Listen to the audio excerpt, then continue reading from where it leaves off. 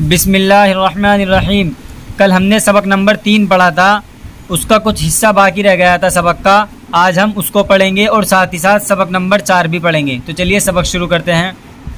بسم اللہ الرحمن الرحیم۔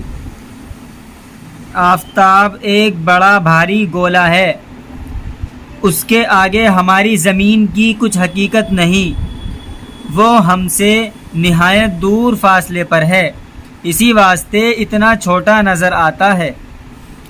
وہ بھڑکتے ہوئے شعلے کے مانند گرم اور روشن ہے، اس کی روشنی سے اور گرمی سے انسان، حیوان اور درخت سب زندہ اور قائم ہیں۔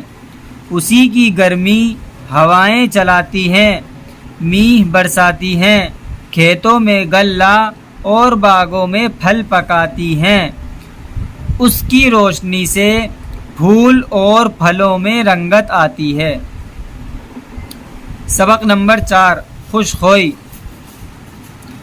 جس آدمی کی عادت، خصلت، طور طریق اچھا ہوتا ہے، سب اس کی تعریف کرتے ہیں، جو اس سے ملتا ہے خوش ہوتا ہے۔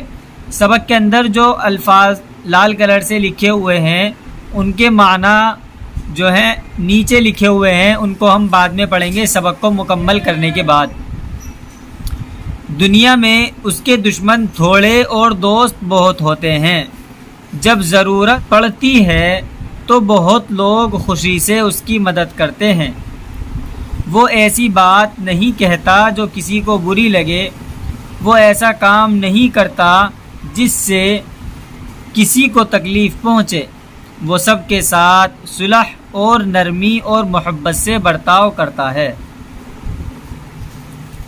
اگر تم خوش خو اور نیک مزاج بننا چاہتے ہو تو شریف اور نیک مزاجوں کی صحبت میں بیٹھو، بد مزاجوں سے کبھی میل جول نہ کرو، اور لوگوں کے جو کام تم کو برے معلوم ہوں ان کاموں سے تم پرہیز کرو۔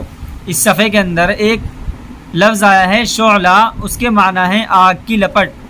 خوش خوئی اچھی عادت، خصلت عادت، طور طریق چال چلن، صلح میل جول، خوش خو اچھے اخلاق والے، صحبت ساتھ۔ اچھے آدمیوں کی صحبت سے تم کو یہ تمیز ہو جائے گی کہ کون سا کام اچھا ہے، کون سا برا، کون سی بات یقین کے لائق ہے، کون سی نہیں، کہاں نرمی برتنی چاہیے اور کہاں سختی۔ جب تم کو یہ شعور ہو جائے گا تو بے شک تم بھی خوش خو اور نیک دل آدمی بن سکو گے، اس وقت سب آدمی تمہاری عزت کریں گے۔ اس سبق کے اندر جو معنی آئے ہیں وہ جب ہم سبق نمبر 5 پڑھیں گے ان کے ساتھ ہم پڑھ لیں گے، ٹھیک ہے نا۔